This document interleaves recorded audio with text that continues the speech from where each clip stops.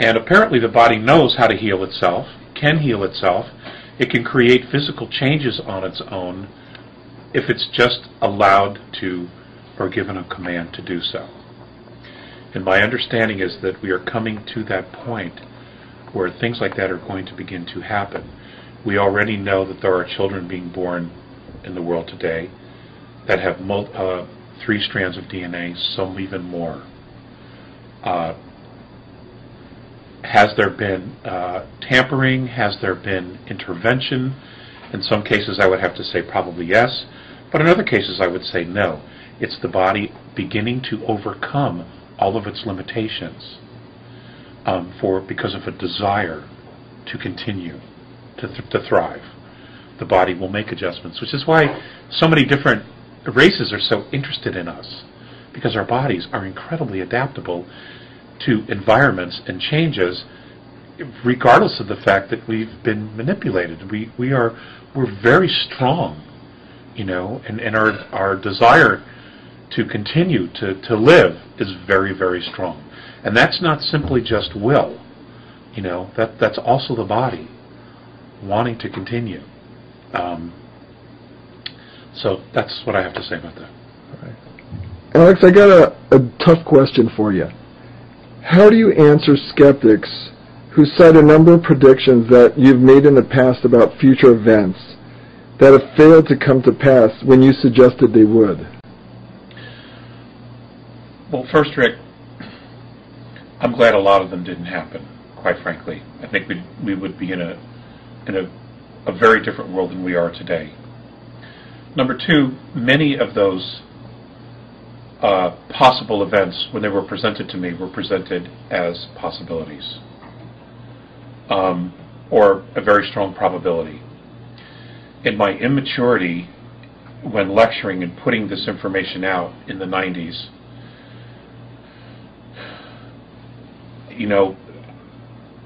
I was running a lot of fear. I was being harassed by governmental agencies. I was being followed. My phones were tapped. There were a lot of things going on. I was losing jobs left and right because I was putting out this type of information. There were a lot of things going on in my life at the time. I'm the only one who could take responsibility for that. If I had to do one thing over, I would have taken those possibilities and I would have presented them more, or try to present them more in a positive light and say, this is a possibility. This is a probability that they said could occur here and here and here. Now, I know several of the events did not occur because of intervention. I know that. And intervention is still occurring, okay? And I'm thrilled that they didn't happen. For the others, I don't know. I don't know if it was consciousness. I don't know if people being aware of the possibility of the events and they prayed, they saw a different outcome. I simply don't have that answer. I don't know. But of course it's something that you have to look at, and the criticism is justifiable. Is there one example you can give me of where an intervention occurred that changed one of those events that you had? Nuclear weapons detonation. There's been lots of intervention that has occurred, and I can tell you, as of 4 weeks ago, there was still intervention going on in that regard. And that's a fact. Thank God for it. Now, is it wise for anyone to try to predict future events? Would you do it again, or would you advise anybody else who's in contact with ETs to predict future events, or is that something that you consider unwise at this point? I'm still growing. I'm still learning. I'm still maturing, I hope. As far as wise, what it tells us is that the future is never set, which means to me we can create anything that we want as long as we all, or a majority of us, have a very focused intent. That's what that tells me. And I'm extremely encouraged by that if we can get enough people together to decide on what kind of a future, what kind of a life, the planet we want. I mean, this is clearly, the law of attraction at work here. The future's not set. It could also be that maybe these things coming up in 2012 with the bouncing off the galactic plane, maybe if enough of us get really focused and we surround the Earth with enough love and energy, that nothing will happen. I don't have those answers. I just don't. Everybody thinks, God, you've been talking to extraterrestrials for 35, 38 years.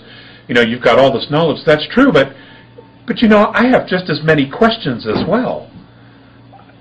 Some of the conversations we've had have been extremely one-sided, where I'm shared information and I'm not able to ask enough questions.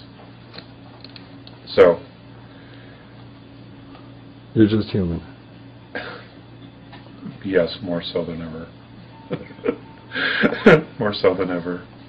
There's a episode in George Washington's life that has a lot of meaning to you. The third trial of George Washington, his vision at Valley Forge. Why is that so important to you? Well, when I was a little boy, I always had a thing for George Washington. My dad took us to Mount Vernon, and I just loved it. And I can remember sitting in his backyard, looking down the Potomac. And you know how you just know you've been there before? I'd been there before. And I was extremely moved by that. And it's hard to put into words. Well, when I started talking to the A's, Morine and Faceas were very adamant about me studying that and looking up that prophecy.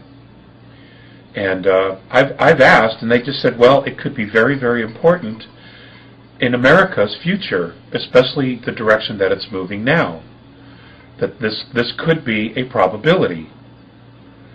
So I studied it because they know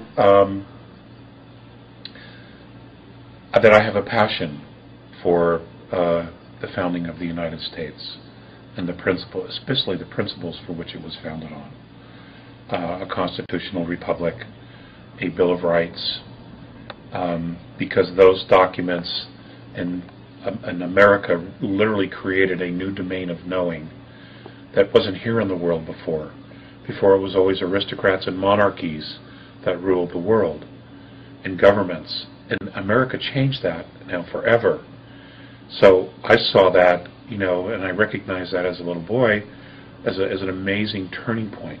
And the more I learned from the A's, the more I realized how important that actually was for humanity, to actually have the opportunity of self-government. Unfortunately, there's been a tremendous amount of negative intervention, and they know us probably better than we know ourselves, and they've been able to lull us back into sleep, lull us back into consumerism, into forgetfulness by dumbing down everybody through our school systems.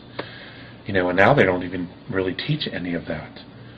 So they felt very importantly to let me know about that. And if you look at the third trial, it's a remarkable event. I certainly hope it doesn't happen. I don't want it to happen. But I just shared that with you because I thought it was important that that they would not only come this way, but they would be adamant that I research that and I look into it. So that's why I shared it with you. I mean, it was something that was shared, I think, in 1834 or 1838, and talked about the founding of the United States, talked about the Civil War, and then the third trial. And what's interesting is, these are events that have occurred, that did occur after that. It also, if you look at the third trial, it's very close to where the world is today. And what is the essence of that third trial? That essentially the world becomes polarized against the United States and comes after the United States. And if you look at the actions of our government and our banking system today, you can absolutely see some parallels. And the fact that, our government is gearing up for a third world war, that there are people in the administration presently who really would love to isolate Russia in world politics